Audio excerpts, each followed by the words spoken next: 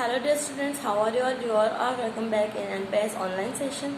और आज हम पढ़ेंगे chapter number 3 class 5 we are special. और इसमें हमने देख लिया था कि ब्लाइंड स्कूल क्या होता है और कुछ एक बच्चे जो हैं वो ब्लाइंड स्कूल में विजिट के लिए गए थे, वहाँ पर उन्होंने क्या क्या देखा, ये सब कुछ हमने पढ़ लिया था। और अब हम पढ़ेंगे what is Braille script. Braille script के बारे में हमने पढ़ा था कि एक ऐसी स्क्रिप्ट होती है, ठीक है, स्लेट जैसी, और उसके ऊपर क्या एकदम स्लेट जैसे होती है, उसके ऊपर रेस्ड मतलब उभरे हुए जो होते हैं वो डॉट्स बने हुए होते हैं, जिससे जो लेटर्स हैं उनको पहचानने में मदद होती है कि हाँ इतने डॉट्स हैं तो ये लेटर, इतने डॉट्स हैं तो ये लेटर, ऐसा, ठीक है। In braille script there are raised dots indications होते हैं, एक तरह का साइन होता है फॉर ऑल द लेटर्स, जैसे ABCDEFGH, ठीक है, Z तक। The shapes of all the letters are formed with 6 raised dots। सारे जो लेटर्स हैं उनका जो शेप होता है वो 6 उभरे हुए डॉट्स, डॉट्स मतलब हम कहते हैं जो गोल जैसे बने हुए होते हैं और वो उभरे हुए होते हैं, ठीक है, वो जो स्लेट है उसके ऊपर से उठे हुए होते हैं जिनको हम टच करके पता लगा सकें। और वो 6 डॉट्स होते हैं हर एक लेटर के, और उनका जो शेप होता है वो कैसा होता है हम देखते हैं। देखो ये ऐसे डॉट्स होते हैं, ठीक है। A slate and a stylus are tools used to write Braille script manually. एक जो स्लेट होती है और जो स्टाइलस नाम का टूल होता है, जैसे हमारी पेंसिल होती है, हम स्लेट पे कैसे लिखते हैं, या तो चौक से, ठीक है, तो उसी तरह की जो ब्रेल स्क्रिप्ट पे जिससे है ना, ब्रेल स्क्रिप्ट पे जिसको इंडिकेशन देने के लिए यूज़ किया जाता है उसको कहते हैं स्टाइलस, ठीक है। तो एक स्लेट होती है और एक स्टाइलस होता है, ये उसके टूल्स हैं किसके, ब्रेल स्क्रिप्ट के, ब्रेल स्क्रिप्ट को लिखने के लिए। The stylus can be compare to a pen और पेंसिल। देखो मैंने आपको पहले बताया था, जैसे हमारा पेन या पेंसिल होता है उसी तरह का जो होता है वो स्टाइलस होता है, इसका नाम स्टाइलस होता है। The slate is a metal or plastic guide that opens with a hinge a movable joint. जो स्लेट है वो एक मेटल या प्लास्टिक की गाइड होती है, मतलब जैसे अपनी बुक होती है उसी तरह से, या तो मेटल की होती है या प्लास्टिक की होती है, ठीक है। उसका जो बनावट है वो या तो मेटल से बनी हुई होती है या प्लास्टिक से, ठीक है। और एक हिंग से ओपन होती है, मतलब ऐसे जॉइंट्स, हिंग जिसको कहते हैं, हिंग किसको कहते हैं देखना, मूवेबल जॉइंट्स होते हैं। जैसे अगर हम कोई बोर्ड वगैरह है वो बहुत बड़ा है, जैसे कोई स्टैंड वगैरह है बहुत बड़ा है, लेकिन अगर उसको बंद करने के लिए जो पार्ट्स होते हैं वो मूवेबल होते हैं, जैसे हम उसको बंद भी कर सकते हैं और उसको खोल भी सकते हैं, तो उन पार्ट्स को हिंग कहते हैं, जिनको टाइम आने पर खोल के बड़ा कर सके और फिर ज़रूरत ना होने पर बंद कर सके। एट वन एंड, एक तरफ में उसका जो जॉइंट होता है वो मूवेबल होता है, मतलब मूव हो सकता है। It has a group of 6 dots, 3 dot each in 2 column। देखो इसको कहते हैं कॉलम, जैसे ऐसे सीधी लाइनें हैं तो उनको कहते हैं कॉलम, और अगर आडी लाइनें हो उनको कहते हैं रोज। तो हर एक कॉलम जो है उसमें 3 डॉट्स होते हैं, देखा जैसे आपने 1 2 3 1 2 3, हर एक कॉलम में जो यहाँ पे कितने डॉट्स दे रखे हैं, 1 2 3 1 2 3, ठीक है। फिर क्या होता है, The stylus is a pointed pen with a metal pointer at one end and a wooden or plastic handle at the other end। Stylus जो होता है वो पॉइंटेड पेन होता है, मतलब उसका जो निप है वो कैसा होता है, एकदम पॉइंटेड, ठीक है, विथ अ मेटल पॉइंटर। और उसका जो पॉइंटर होता है, मतलब जिससे हम ऐसे पॉइंट कर सकते हैं कि हाँ ये डॉट, ऐसा पॉइंट करने का जो होता है, ऐसे हम पेन से लिखते हैं, उसका आगे का जो पॉइंटर होता है उससे हम लिखते हैं, उसी तरह जो स्टाइलस है उसमें भी पॉइंटर होता है वो मेटल से बना हुआ आता है। एट वन एंड वुड, और फिर जैसे आपने वो पेचकस देखा है वो कैसे होता है, आगे से है ना शार्प होता है, पीछे से उसका हैंडल होता है प्लास्टिक या wooden. Same to same stylus भी जो होता है वो उसी तरह से ही होता है, उसमें क्या होता है, वुडन और प्लास्टिक का हैंडल होता है एक एंड की तरफ उसको पकड़ने के लिए। A thick sheet of paper is placed on a wooden slab.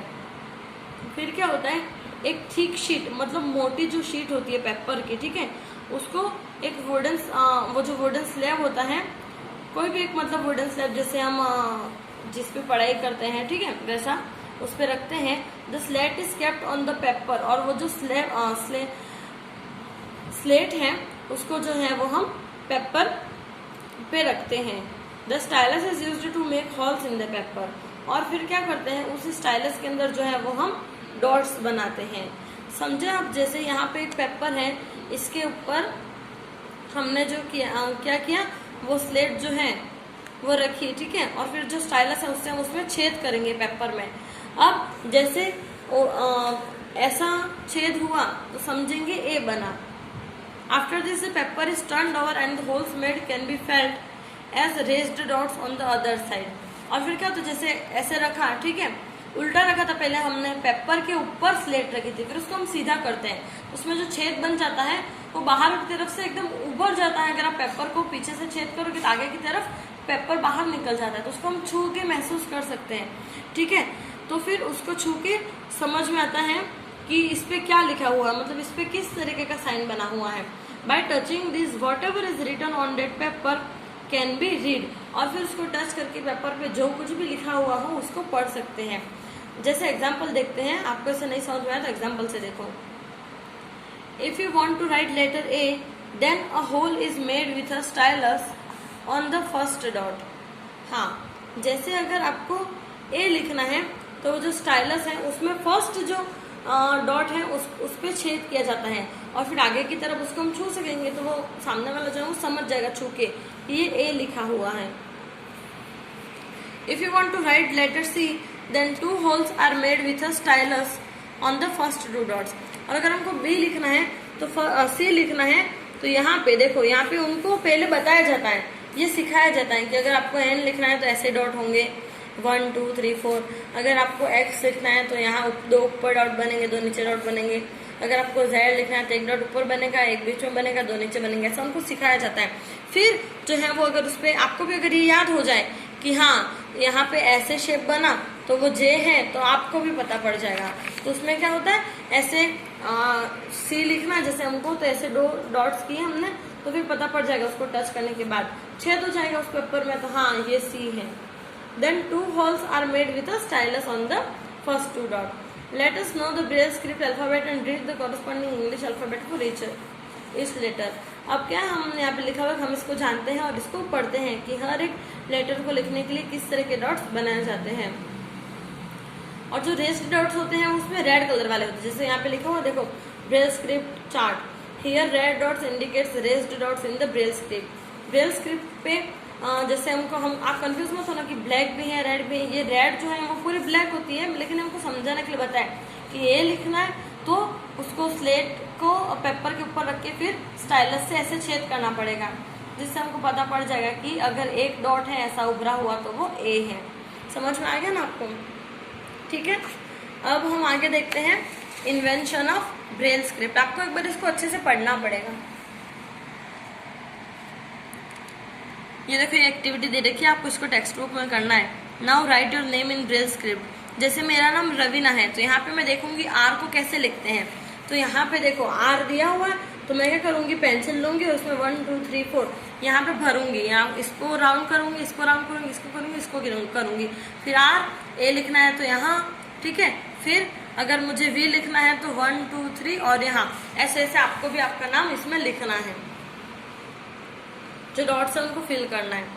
Invention of Braille script. Louis Braille, जिन्होंने ब्रेल स्क्रिप्ट का इन्वेंशन किया, मतलब जिन्होंने ब्रेल स्क्रिप्ट को बनाया, उनका नाम है Louis Braille, who was completely blind. Wow, ये बहुत मतलब पूरी तरह से अंधे थे, उसके बावजूद भी उन्होंने इतनी मेहनत की, बहुत मेहनत करके उन्होंने जो किया वो क्या किया, ब्रेल स्क्रिप्ट बनाई। तो ये बहुत ही प्राउड की बात है कि वो खुद भी ब्लाइंड थे और उन्होंने ब्रेल स्क्रिप्ट का इन्वेंशन किया। जब ब्रेल 3 years के थे, when Braille was 3 years old, he was playing in his father's workshop. वो उनके फादर की जो वर्कशॉप थी वहां पर काम कर रहे थे और उन्होंने अपनी आंखों को जो है वो डैमेज कर लिया, इंजर कर लिया, उनको चोट आ गई।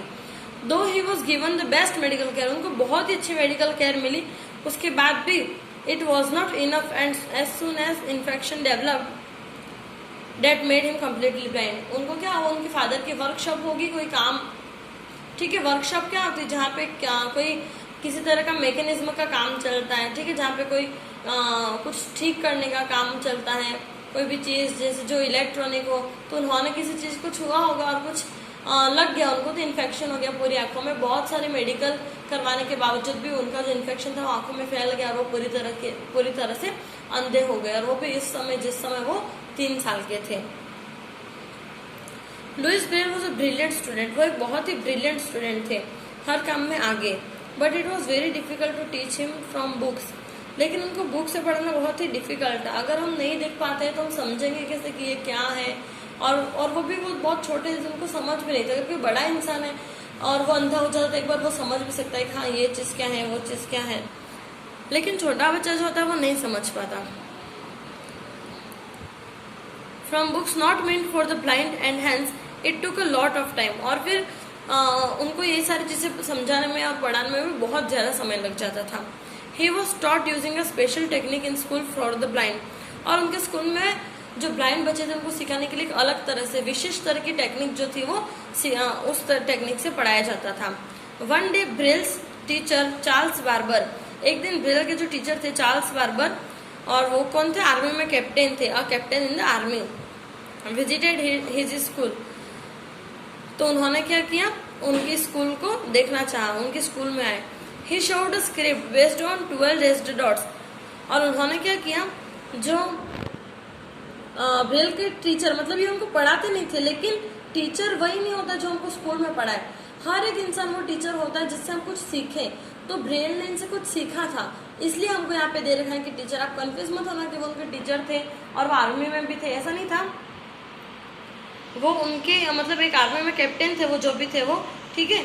और क्या नाम था उनका, चार्ल्स बार्बर जो थे, और उन्होंने क्या किया, 12 raised dots developed by him, उन्होंने खुद ने क्या किया था, 12 जो थे वो रेज्ड डॉट्स, उभरे हुए निशान बनाए थे, dots, for the French army, French की जो आर्मी है उनके लिए। क्यों, क्योंकि देखो जो सैनिक होते हैं वो अंधेरे में एक दूसरे से बात करेंगे तो दुश्मन जो है वो उनको पता चल जाएगा, इसलिए जो चार्ल्स थे उन्होंने क्या किया था, 12 रेज्ड डॉट्स बनाए थे, ताकि जो उनके आर्मी के जो मेंबर्स हैं, ठीक है, जो सिपाही हैं, सैनिक हैं, वो क्या करे, समझ सके, अंधेरे में भी एक दूसरे से बात कर सके, इसलिए उन्होंने जो थे वो ये रेज्ड डॉट्स बनाए थे, ताकि वो किसी भी आवाज को किए बिना, विदाउट मेकिंग एनी साउंड, इस प्रोसेस पे चल सके, एक दूसरे से बात भी कर सके और किसी को पता भी नहीं चले। तो लुइस ब्रेल जो थे वो इस बात से बहुत ज्यादा इम्प्रेस हो गए, उनको ये चीज बहुत ज्यादा अच्छी लगी, ठीक है। He modified the 12 dots writing method into the 6 dots method, और उन्होंने जो क्या किया, Louis Braille was highly impressed by the script, he modified the 12 dots writing a method into the 6 dot method, और उन्होंने जो चार्ल्स थे उन्होंने 12 डॉट्स वाला जो मेथड था वो अप्लाई किया था, लेकिन लुइस ने अपने दिमाग से उसको मॉडिफाई किया, उसको थोड़ा चेंज लाकर 6 डॉट्स में उसका चेंज कर दिया। जैसे आपने यहाँ पे देखा है, यहाँ पे जैसे 6 डॉट्स है, 3 कॉलम, 2 कॉलम में 3 डॉट्स, उन्होंने वैसा किया, 3 dots each arranged in 2 column, 3 dots each arranged in 2 column, ठीक है। जैसे ये कॉलम है, ठीक है, 1 2, शायद पहले मैंने इसको रोज बोल दिया था, ये जो सीधी है वो रोज होती हैं और जो आड़ी है वो कॉलम्स, तो ये 2 कॉलम है, उसमें 1 2 3 1 2 3 जो है वो डॉट्स हैं। उसके बाद में क्या हुआ, therefore the script develop by Louis Braille was given the name Braille script, इसीलिए ये जो स्क्रिप्ट है उसका नाम ब्रेल स्क्रिप्ट रखा गया, क्योंकि इसका जो इन्वेंशन है वो लुइस ब्रेल ने किया था। Deaf and dumb school, we visited a deaf and dumb school as well, तो जो बच्चे हैं वो कह रहे हैं कि उन्होंने डिफ और डम स्कूल भी विजिट किया था। उन्होंने पहले ब्लाइंड स्कूल तो विजिट किया है, साथ में डिफ, मैंने बताया था जो सुन नहीं सकते, और डम जो बोल नहीं सकते, ऐसे बच्चों का जो स्कूल है वो भी उन्होंने विजिट किया था। Students of the school used a special sign language as a means of communication, और जो बच्चे हैं वो एक दूसरे से बात करने के लिए, क्योंकि वो बोल और सुन नहीं सकते लेकिन वो देख तो सकते हैं, इसलिए उन्होंने क्या किया है, वो लोग स्पेशल साइंस, मतलब हाथों से कुछ स्पेशल साइंस बनाकर एक दूसरे से बात करते हैं। They use different movements with their hands and fingers to communicate, वो जो बच्चे हैं क्या करते हैं, उनके हाथों से अलग अलग तरीके के साइंस बनाते हैं और फिंगर्स से एक दूसरे से साइंस बना के कम्युनिकेट करते हैं, बातें करते हैं।